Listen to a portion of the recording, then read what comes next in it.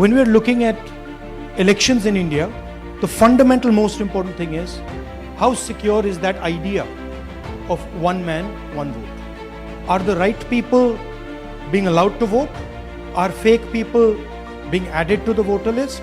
And is the voter list true or not? ശരിക്കും ജനാധിപത്യ വിശ്വാസികൾക്ക് മുമ്പിൽ അണുബോംബ് സ്ഫോടനം നടത്തുകയായിരുന്നു രാഹുൽ ഗാന്ധി. കേവലം മാധ്യമപ്രവർത്തകർക്ക് മുൻപിൽ മാത്രമല്ല, ഈ രാജ്യത്തെ ജനാധിപത്യ വിശ്വാസികളോടായി രാഹുൽ ഗാന്ധി സംസാരിച്ചു. വെറും സംസാരമല്ല, ശരിക്കും ഒരു അധ്യാപകൻ എന്ന കണക്കെ ക്ലാസ് എടുക്കുകയായിരുന്നു.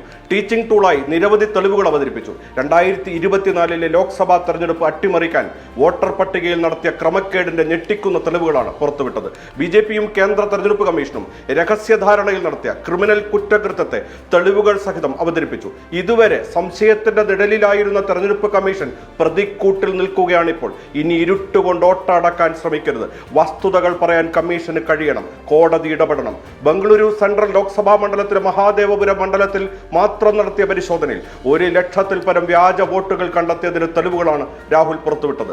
വ്യാജ വോട്ടുകളിലൂടെ മഹാദേവപുരം നിയമസഭാ മണ്ഡലത്തിൽ മാത്രം BJPക്ക് 1,14,046 വോട്ടിന്റെ ഭൂരിപക്ഷം ലഭിച്ചപ്പോൾ മംഗളൂരു സെൻട്രലിൽ BJP കോൺഗ്രസിനെ തോൽപ്പിച്ചത് 32,707 വോട്ടുകളുടെ മാത്രം ഭൂരിപക്ഷത്തിനാണ്. ഇതിൽ നിന്ന് തന്നെ അട്ടിമറി വ്യക്തമാണ്. 2024 അധികാരത്തിൽ തുടരാൻ കേവലം 25 സീറ്റുകളായിരുന്നു BJPക്ക് ആവശ്യമായിരുന്നത്. 25 സീറ്റുകളിൽ BJP വിജയിച്ചതാകട്ടെ 33,000 വോട്ടുകളിലും താഴെ ഭൂരിപക്ഷത്തിനാണെന്ന് മറക്കരുതെന്ന് രാഹുൽ. ഈ കുറ്റകൃത്യത്തിന് ഞങ്ങൾക്കുള്ള തെളിവാണ് CCTV ഫുട്ടേജും വോട്ടർ പട്ടികയും. എന്നാൽ അവ രണ്ടും നശിപ്പിക്കാനുള്ള തിരക്കിലാണ് കമ്മീഷൻ എന്ന് രാഹുൽ ഗാന്ധി. വോട്ടർ പട്ടികയുടെ ഡിജിറ്റൽ പകർപ്പ് നൽകാൻ ഇനിയെങ്കിലും തെരഞ്ഞെടുപ്പ് കമ്മീഷൻ തയ്യാറാകണം. കർണാടകയിൽ നിന്ന് 16 ലോക്സഭാ സീറ്റുകൾ പ്രതീക്ഷിച്ചെടുത്ത് 9 എണ്ണം മാത്രമാണ് കോൺഗ്രസിന് കിട്ടിയത്. തുടർന്നാണ് പരിശോധനയ്ക്ക് ഇറങ്ങുന്നത്. വോട്ടർ പട്ടികയുടെ ഡിജിറ്റൽ പകർപ്പ് ലഭിച്ചിരുന്നുവെങ്കിൽ കേവലം 20 സെക്കൻഡ് കൊണ്ട് നടത്താവുന്ന പരിശോധന 6 മാസം എടുത്തത് കമ്മീഷൻ അത് നൽകാത്തതിനാലാണ്. വ്യാജ വോട്ടുകൾ പുറത്തു കൊണ്ടുവന്നാൽ തങ്ങൾക്കെതിരായ തെളിവാകുമെന്ന് മനസ്സിലാക്കിയാണ് കമ്മീഷൻ ഇത് ചെയ്തതെന്നും രാഹുൽ.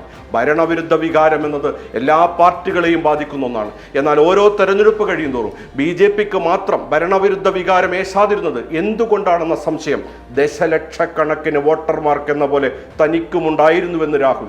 മായാജാലം പോലെ ഭരണവിരുദ്ധ വികാരത്തെ മറികടക്കാനും അഭിപ്രായ വോട്ടെടുപ്പുകൾക്ക് നേർവിപരീതമായും BJP ജയിച്ചുകൊണ്ടിരുന്നപ്പോൾ മാധ്യമങ്ങൾ ലാഡ്ലി ബഹൻ തൊട്ട് പുൽവാമ വരെ അതിന് ചില കാരണങ്ങളും നിരത്തി. ബാലറ്റ് പേപ്പറിന്റെ കാലത്ത് ഒരു ദിവസം കൊണ്ട് നടത്തിയിരുന്ന തെരഞ്ഞെടുപ്പുകൾ മാസങ്ങൾ നീളുന്ന തരത്തിലേക്ക് മാറിയത് സംശയമേറ്റി. വൈകിട്ട് 5:30 ശേഷം തിരക്കില്ലാതിരുന്ന പോളിംഗ് ബൂത്തുകളിലും രേഖപ്പെടുത്തിയ വോട്ടുകളുണ്ടായ അഭൂതപൂർവമായ വർധനയായിരുന്നു മറ്റൊന്ന്.